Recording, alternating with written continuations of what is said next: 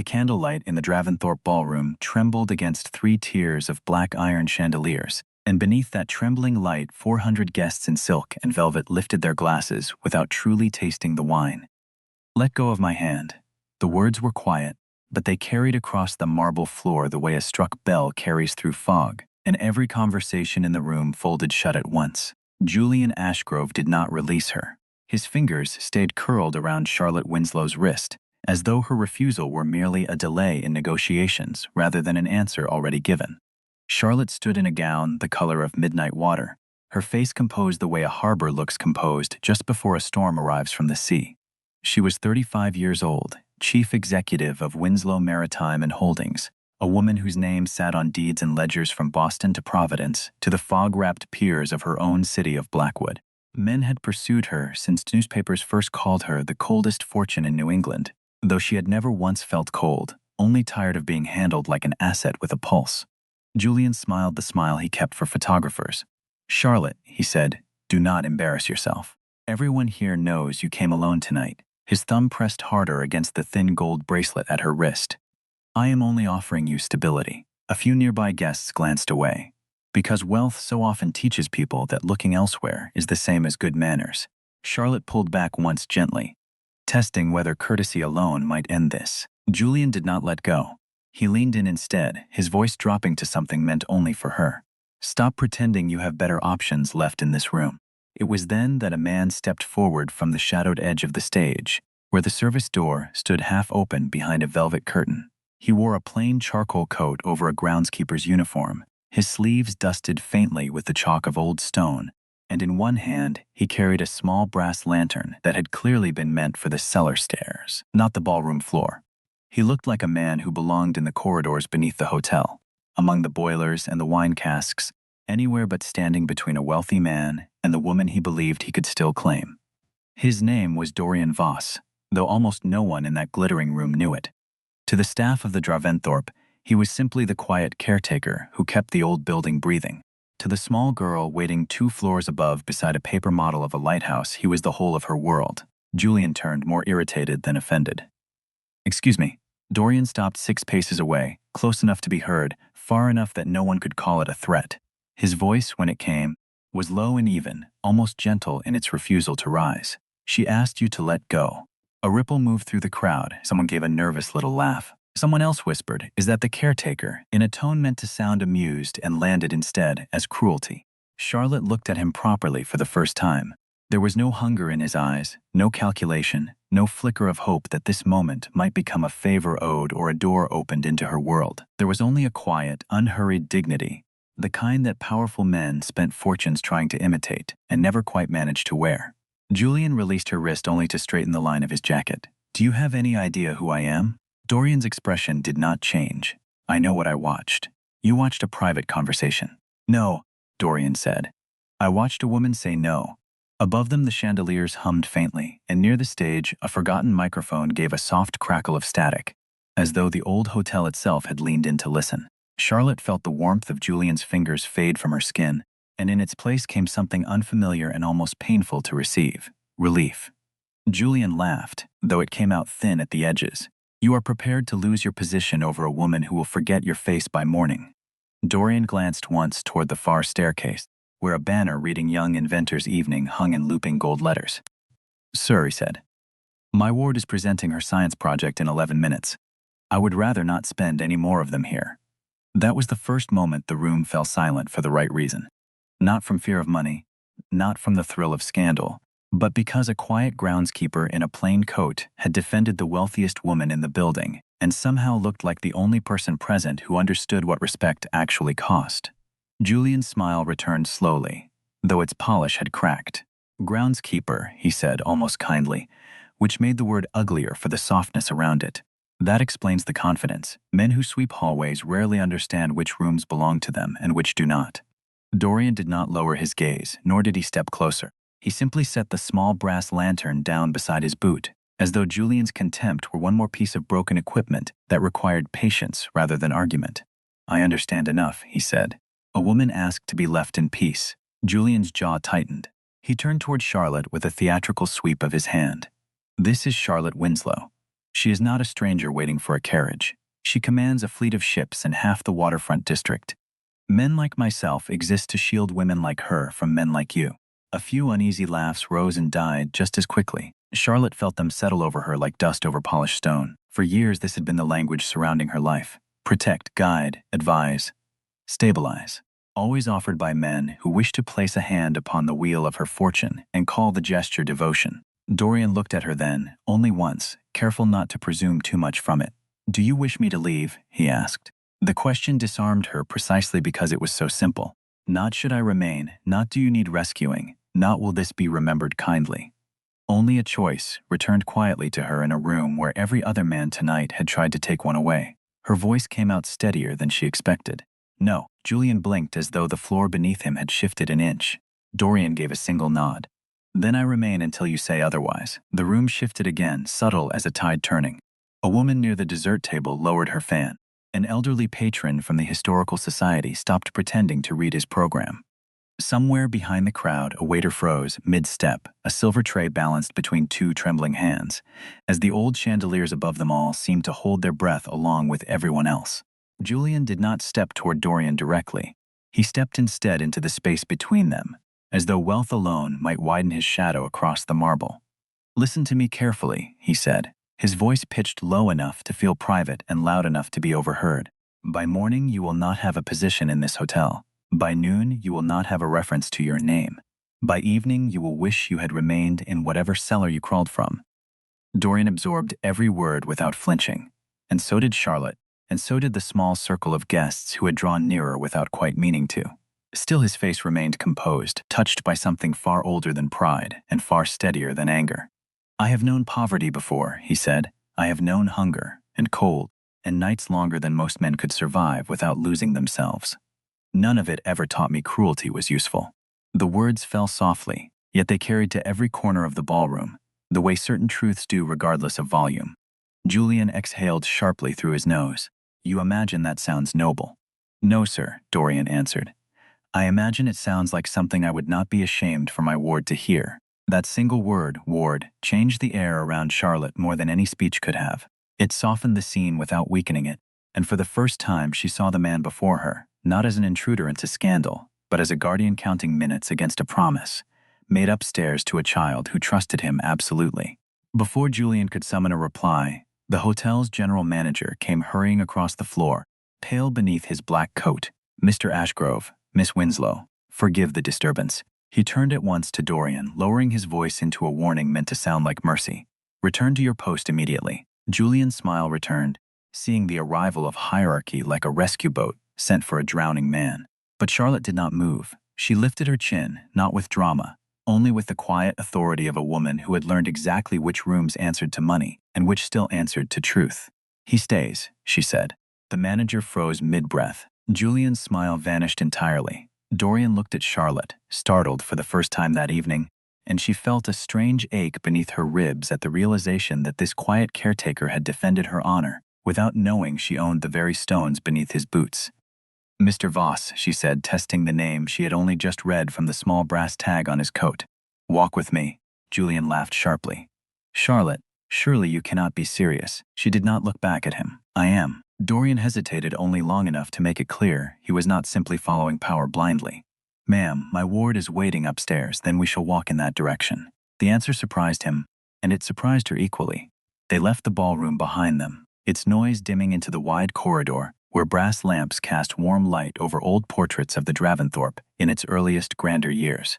Dorian carried his small lantern in one hand, and Charlotte walked beside him, rubbing the faint mark Julian's grip had left. Not because it pained her, but because it reminded her how many polite cages had been built around her in the language of concern. Near the elevators, she stopped. "You should not have had to do that tonight," she said. Dorian offered the smallest shrug. "Perhaps not, but someone needed to." "You knew who I was." "No," he said. "You knew who I was." "No." That answer landed harder than any compliment she had received in years. Charlotte opened her small evening bag, drew out a checkbook, and clicked her pen with the practiced efficiency of a woman accustomed to resolving uncomfortable feelings through generosity. "Then allow me to thank you properly." Dorian looked at the checkbook, and then at her, not offended, not tempted, only weary in a way that had nothing to do with money. Please do not. She paused. You do not even know the sum. That is not the difficulty. Most people would disagree. Most people are permitted to. The elevator chimed softly, though neither of them stepped inside. Charlotte studied his face in the lamplight. There were lines near his silver-gray eyes that did not belong to bitterness, but to something like centuries of quiet endurance, though she could not yet have named it that way. Are you always this difficult to reward? She asked. A faint smile touched his mouth and vanished as quickly as it came. Only when the reward feels like a receipt. She felt oddly embarrassed, because the words were true. She had been trying to file his decency into a transaction, hoping it might feel safer, simpler, easier to close a ledger on.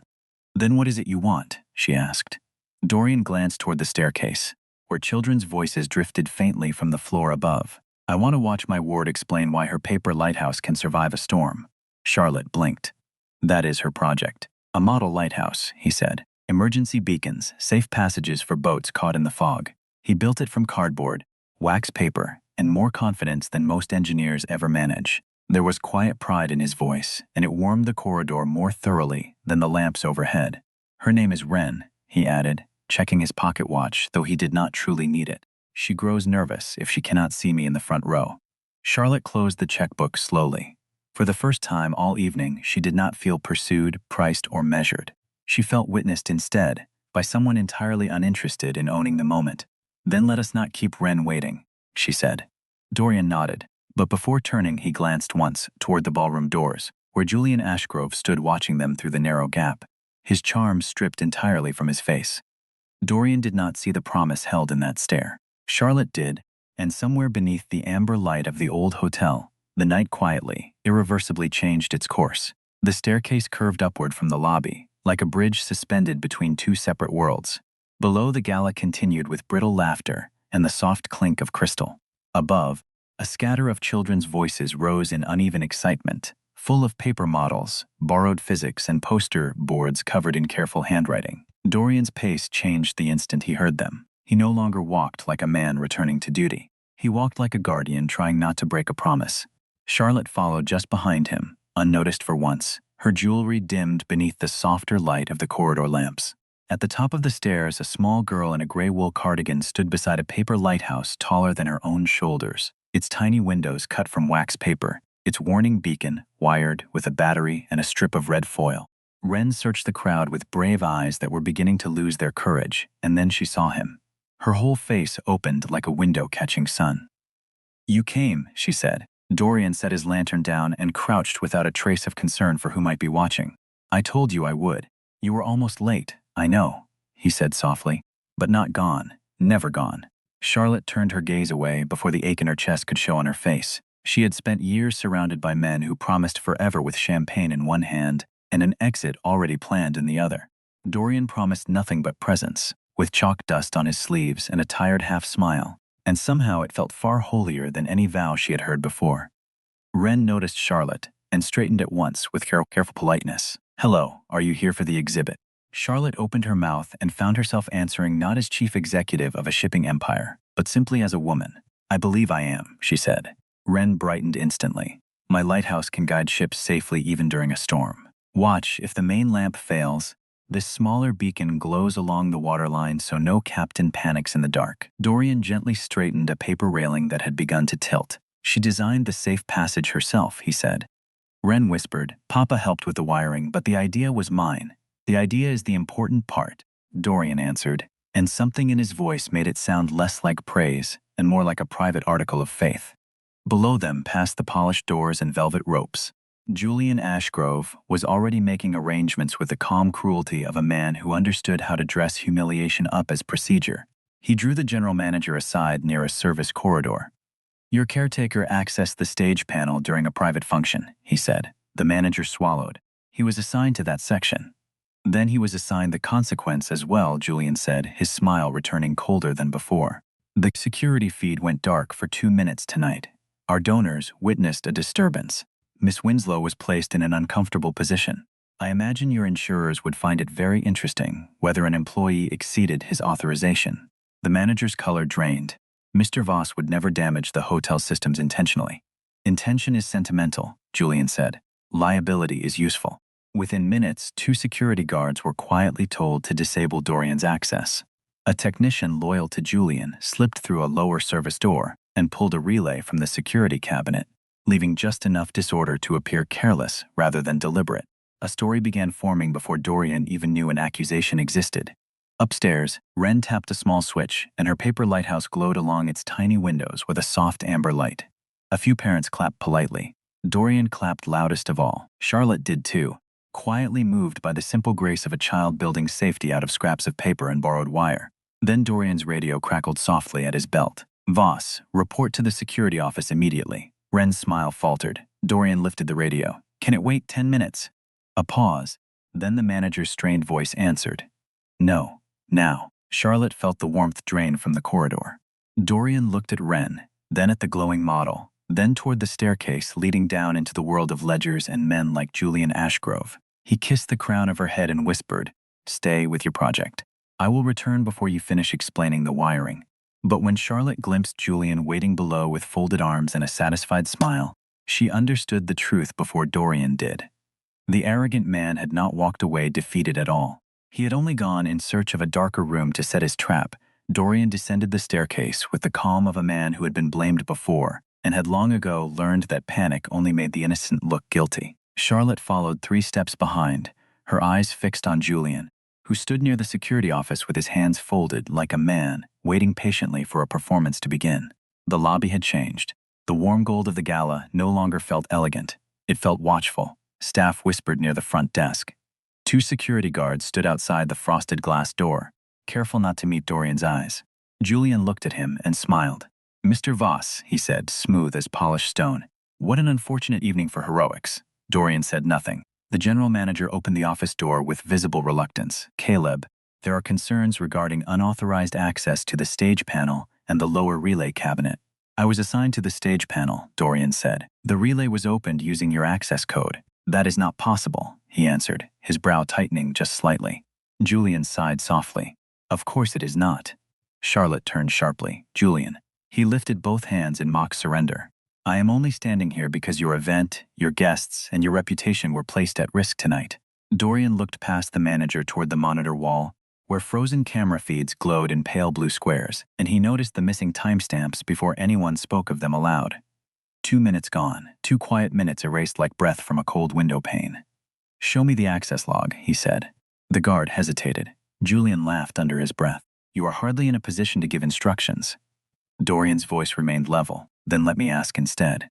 Before anyone could respond, a small voice rose from behind them. "My father fixes things. He does not break them." Every head turned. Wren stood at the base of the staircase, one hand clutching the edge of her gray cardigan, the other holding a thin strip of copper wire salvaged from her lighthouse.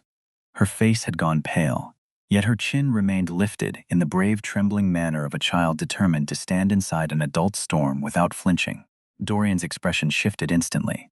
"Wren, sweetheart, you were meant to stay upstairs. They said you did something terrible," she said, her voice cracking at the final word. Dorian moved toward her, but a guard shifted awkwardly, unsure whether to allow him to pass, and that small hesitation wounded Charlotte more deeply than Julian's grip on her wrist ever had. Wren saw it too, her eyes filled, but she refused to look away. "He taught me about the backup light," she said, turning toward Charlotte as though she somehow understood exactly where authority lived in that corridor. "He said buildings are like people. When the main light fails, the safe path still has to glow."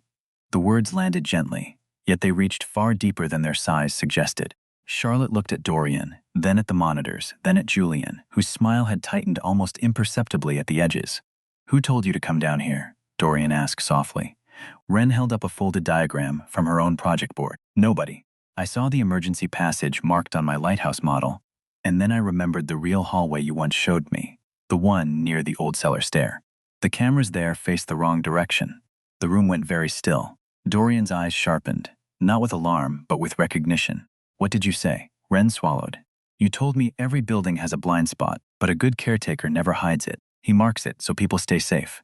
Charlotte turned toward the guard nearest the monitor wall. "Pull the feed from the old cellar corridor," she said. "Miss Winslow, that camera has been inactive for months," the manager said quickly. "No," Dorian answered. "It was replaced last week for the renovation crew." Julian's jaw shifted once, almost invisibly, and Charlotte saw it for the first time all night. She recognized the difference between arrogance and fear. "Pull it," she said again. The guard typed with stiff fingers. The screen flickered to life, showing a narrow, dim corridor lined with old pipes, ending at a service cabinet. The timestamp rolled backward.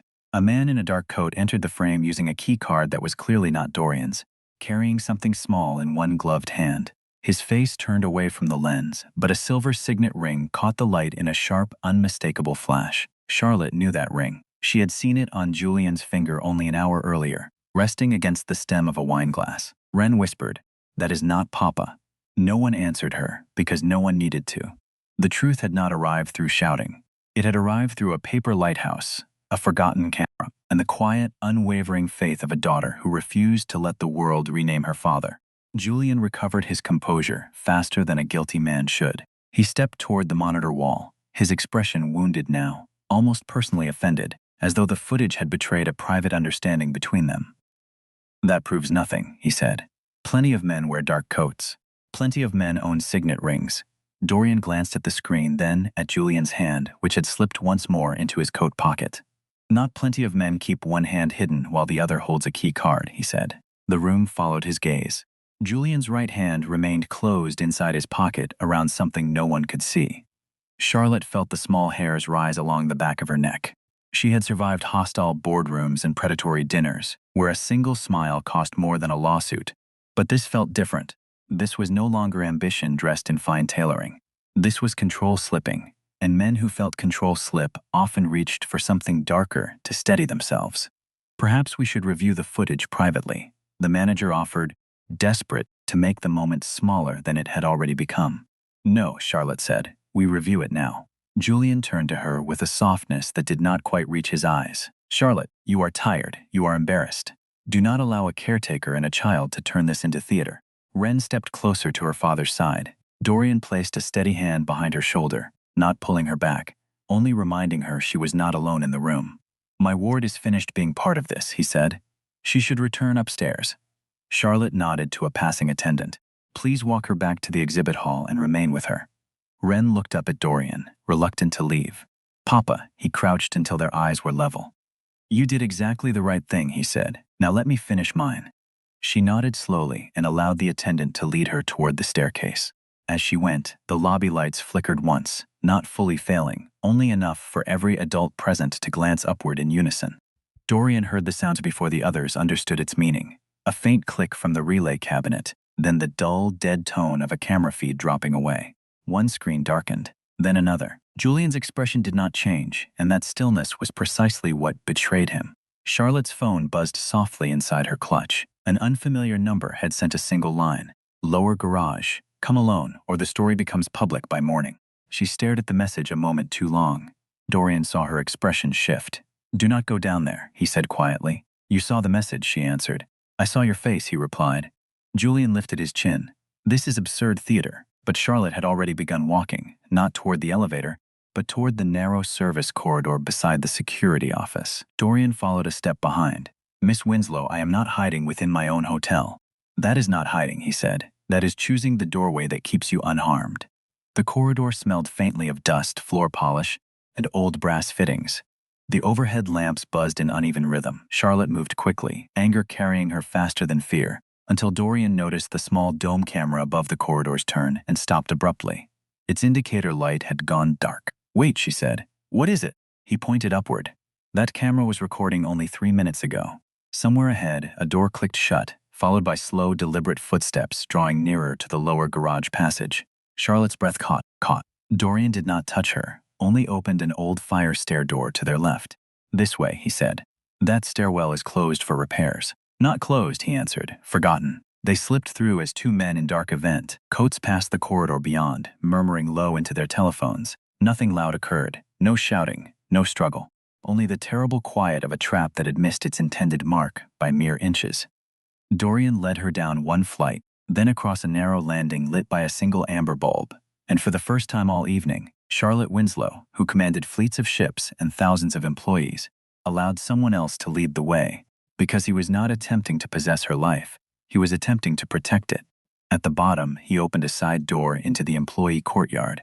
where cold harbor air rushed in and distant lights trembled against wet cobblestones. Charlotte leaned back against the brick, breathing hard. "How did you know?" she asked. Dorian glanced once more toward the dark corridor behind them. "Because an honest building tells the truth when someone tries to force it to lie."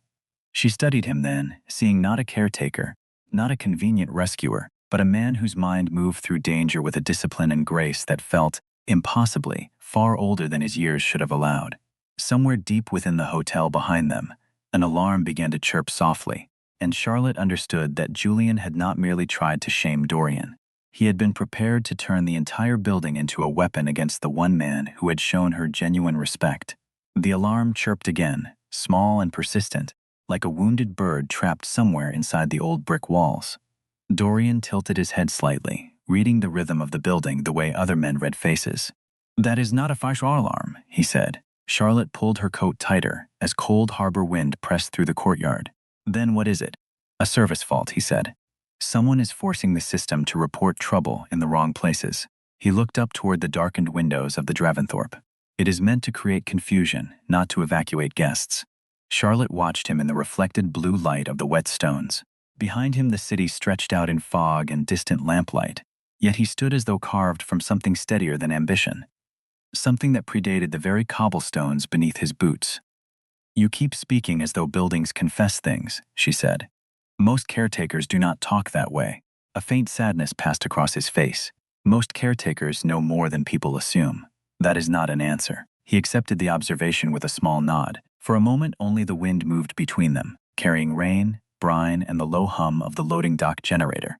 Then Dorian looked toward a narrow metal door marked staff only. "I once designed systems very much like this one," he said. Charlotte blinked. "Security networks," he continued. "Access control, camera routing, emergency lighting for harbors, hospitals, government halls." His voice stayed plain, without pride. "Long ago, my name was attached to work people once competed fiercely to commission. Then why do you work night shifts with a lantern and a tool belt?" He looked down at his own hands, pale even in darkness, marked by labor that never made headlines. "Because someone I loved once entrusted me with a promise," he said quietly. "And promises, when kept honestly, rarely look impressive from the outside. Ren's mother," he continued, "was taken from this world when Ren was still an infant. Before she passed, she asked only one thing of me, that her daughter never grow up believing she had been abandoned by everyone who mattered.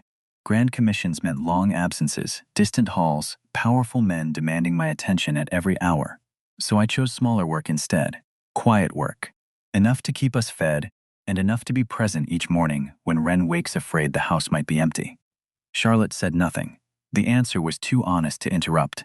All her life men had presented ambition as the only proof of worth, yet Dorian had surrendered recognition entirely in exchange for bedtime stories and school mornings, without ever asking anyone to notice the sacrifice. Her phone buzzed once more, this time a message from her chief legal counsel. "Emergency board session called. Ashgrove alleges staff misconduct and executive instability. He is requesting temporary authority over the company." Charlotte's expression hardened as the cold insider sharpened into clarity. "He is attempting to seize control of Winslow Maritime," she said. Dorian's eyes hardened too, not with anger, but with understanding. "Then he needed tonight to make you appear emotional, and me appear dangerous, and this hotel appear unsafe." "Yes," she said. The side door creaked open behind them, and the general manager appeared, breathless and pale. "Miss Winslow, Mr. Ashgrove is demanding your presence upstairs immediately. The board is assembling. He says either you address the incident now or he will address it for you." Charlotte closed her phone for a single steadying breath. For a moment she looked like the tired woman from the ballroom, cornered by men who mistook her patience for weakness. Then she straightened her shoulders. "Dorian, can you prove what he has done tonight?" He glanced back toward the hotel, then upward toward the glowing windows of the exhibit hall. "Yes," he said. "Will you stand beside me while I do?" He hesitated, though not from fear of Julian. A guardian always measures duty against the child waiting for him upstairs. Charlotte understood before he spoke. "Ren may come as well," she said. "Her lighthouse found the blind spot before any of us did." Dorian looked at her, surprised again by respect offered without condescension. Then he lifted his lantern from where he had set it down. "Very well," he said. "But we speak only truth calmly, without theater." Charlotte allowed herself the smallest smile. "Is there another way?" "There is," he said. "It is how men like Julian survive it all." Together they returned to the Draventhorpe. No longer chief executive and caretaker, but two people carrying the same quiet weapon between them. The boardroom sat behind a wall of smoked glass above the ballroom, high enough to look down upon the chandeliers, distant enough to pretend the evening's disorder had not reached it. By the time Charlotte entered, the directors were already seated around a long walnut table, some in loosened neckties, all wearing the careful concern of people calculating exposure. Julian stood near the presentation screen, composed again, polished again, handsome in the particular way well-tailored deceit always manages to look clean under good lighting. He paused when Dorian entered behind Charlotte, his lantern in one hand, Wren beside him clutching her paper lighthouse against her chest. Julian gave a short laugh. "Charlotte, surely this is not your response to a corporate emergency." Charlotte did not sit. "It is," she said. Julian glanced around the table, inviting disbelief. "You have brought the caretaker and his child." Wren's fingers tightened around the lighthouse, but Dorian leaned down and whispered, "Stand tall, little one." She did, and the small motion did something quiet to the room. It reminded every adult present that innocence needs no title to stand near the truth. Julian clicked a small remote, and Dorian's employee photograph appeared beside a column of security alerts. At 7:52 this evening, Mr. Voss accessed restricted equipment. At 7:54, the security feed failed. At 8:06, Miss Winslow disappeared from all monitored areas during a public donor event. These facts suggest both misconduct and impaired executive judgment. A gray-haired director frowned, impaired. Julian lowered his voice into something resembling sympathy. "Charlotte has clearly been under great pressure tonight. She allowed a staff member to interfere with a guest, followed him into service corridors, and now brings him before this board. I request temporary authority only to protect the company." Charlotte felt the old trap tightening around her, the same worn language returning once more. Protect, stabilize, control. Dorian stepped forward before anger could speak for her. "May I use the screen?" he asked. Julian smiled. "Absolutely not." Charlotte turned to the table. "He may." A silence passed through the room like a key turning in an old lock. Dorian connected a small tablet and opened 3 windows at once, an access log, a set of camera timestamps, and a hand-drawn diagram of the hotel's wiring. "This is my code," he said, pointing to the first entry. But this door reader was already offline when the log was created. A dead reader cannot authenticate a living person. He tapped the second window. This temporary camera near the old cellar corridor recorded the true access. The person used a physical override card, not my identification. Grainy footage appeared, the man in the dark coat, the silver flash at his wrist, the familiar posture. Julian's smile thinned. "Speculation," he said. Dorian nodded once. "That is why my ward's model matters." Wren stepped forward and gently placed her paper lighthouse upon the table. Her voice was small, but perfectly clear. "The blind spot is here," she said, pointing to a shadowed hallway. "But the safe passage light reflects off the brass panel outside the cellar door. When the relay was pulled tonight, the backup beam stayed lit for exactly 12 seconds, long enough to catch a reflection." Dorian tapped the tablet once more, and the image sharpened. Julian Ashgrove's face appeared, pale and unmistakable, framed within the brass reflection captured by a child science project. No one spoke, not the board, not the manager near the door, not Julian himself. The room that had measured Dorian by his plain coat now measured Julian by his silence. Charlotte's voice, when it finally came, was steady and almost gentle. "Mr. Ashgrove attempted to frame an employee, manufacture a crisis, and use the confusion to seize control of my company." Julian opened his mouth, but no defense arrived. Dorian closed the tablet without triumph. Wren reached quietly for her father's hand, and in that smoked glass room above the glittering gala, power finally changed hands, not from one wealthy figure to another, but from arrogance back into the keeping of truth. The board chairman removed his glasses slowly. "Mr. Ashgrove," he said, "until a formal inquiry concludes, you will hold no authority, no access, and no role within Winslow Maritime." Julian looked toward Charlotte as though she alone might still spare him the weight of consequences he had built with his own hands. She did not. "Security will see you out," she said, without cruelty, only with the calm of a woman finally returned fully to herself. "And Julian, do not mistake my silence tonight for weakness ever again." No one moved for a long breath after Julian left the smoked glass room, and when the door finally closed behind him, the silence that followed felt different from every other silence of that long night.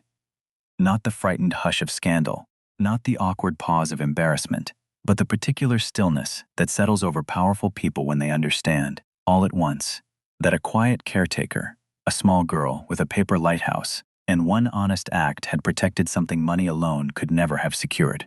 Charlotte turned to Dorian for the first time since entering the room, her voice unsteady in a way she rarely allowed herself. "Mr. Voss, I owe you an apology." He shook his head gently. "You owe me nothing." "Yes," she said, "I do. I doubted you because I have spent far too long expecting people to disappoint me." Ren looked between them, then up at her father. "Papa says people forget how to trust once they have been hurt enough times." Dorian closed his eyes briefly, caught somewhere between embarrassment and quiet pride. Charlotte allowed herself a small, genuine smile. "Your father seems to say a great many wise things." Ren nodded solemnly, mostly in the carriage on the way home. A soft laugh moved through the remaining directors, and with it the room finally began to breathe again after the long tension of the evening. Later, after statements had been recorded and the locks throughout the hotel quietly changed, Charlotte walked with Dorian and Ren back to the exhibit hall on the second floor. Most tables had already been cleared away, though Ren's paper lighthouse still glowed faintly beneath its small amber beacon, a blue ribbon taped beside it that read, in a teacher's careful hand, "Most honest design of the evening." Dorian knelt beside his ward, and this time when his silver-gray eyes filled, he did not hide it quickly enough. Ren hugged him fiercely. "We fixed it, Papa." He kissed the crown of her head. "You fixed the part no one else could see." Charlotte stood a short distance away, no longer feeling like the wealthiest woman in the building, only the loneliest one slowly learning what warmth looked like from the outside of it. It was only much later, walking beside him through the fog-wrapped streets near the harbor, while Ren slept against his shoulder, that Charlotte finally asked the question she had been circling all evening. "Your skin never warms even near the hearth," she said quietly. "Your eyes catch light strangely in the dark, and tonight in that corridor, you moved faster than any man I have ever seen, faster than seemed entirely possible." Dorian was quiet for a long moment, weighing centuries of careful silence against the honesty this woman had already earned from him. "I am not what I appear to be," he finally admitted. "I have walked this coastline far longer than any mortal record would allow, and I have hidden behind quiet work and careful shadows because a king without a kingdom is safest when the world believes he is only a caretaker." Charlotte did not step back from him. Instead, she studied his pale, marble-still face beneath the gaslight and found that her fear had already been replaced, sometime earlier that night, by something steadier and far less easily frightened. "Then let the world go on believing that," she said softly. "I have already seen what truly matters." In the weeks that followed, Dorian accepted a position leading safety design for Winslow Maritime, though only after Charlotte promised flexible hours for school mornings, science exhibits, and quiet evenings that belonged entirely to Ren. Respect came first between them, and everything else followed slowly afterward, built not from fireworks or grand declarations, but from small, kept promises repeated patiently across many ordinary days. And in the end, what Charlotte came to understand, what she had needed an entire lifetime of guarded boardrooms and empty toasts to finally learn, was this: love that heals rather than takes rarely announces itself with noise. It does not require titles, inherited crowns, or the loudest voice in any room. Sometimes it wears a plain coat and carries a modest lantern. Sometimes it keeps its promises quietly, night after night, long after anyone is watching to applaud them. She thought often, in the years that followed, of how easily she might have missed him entirely, how close she had come to measuring a man's worth by the cut of his coat rather than the steadiness of his character. It was a lesson she carried gently into every boardroom afterward, and one she found herself repeating to her own directors whenever ambition in the room grew too loud. True strength, she would tell them, rarely needs to raise its voice to be heard. The people who deserve the least suspicion are often the ones who have simply stopped performing for an audience, having found something quieter and far more lasting to protect instead. Dignity, she had learned at last, does not announce itself through wealth or noise. It reveals itself only in the small, unwitnessed moments when a person chooses kindness, though nothing at all requires it of them, when someone keeps a promise, though no one would ever have known if they had broken it. That, she came to believe, was the truest measure of any heart, mortal or otherwise, and it was a measure far more reliable than any fortune she had ever inherited or built. In her final years, she would sometimes stand at the harbor's edge beside Dorian, watching the same lighthouse beam that Ren had once recreated from paper and wire, and she would think, with quiet gratitude, that the most important door of her life had opened not through ambition, but through the simple, unglamorous act of someone choosing to be decent when decency cost him everything he had left to lose.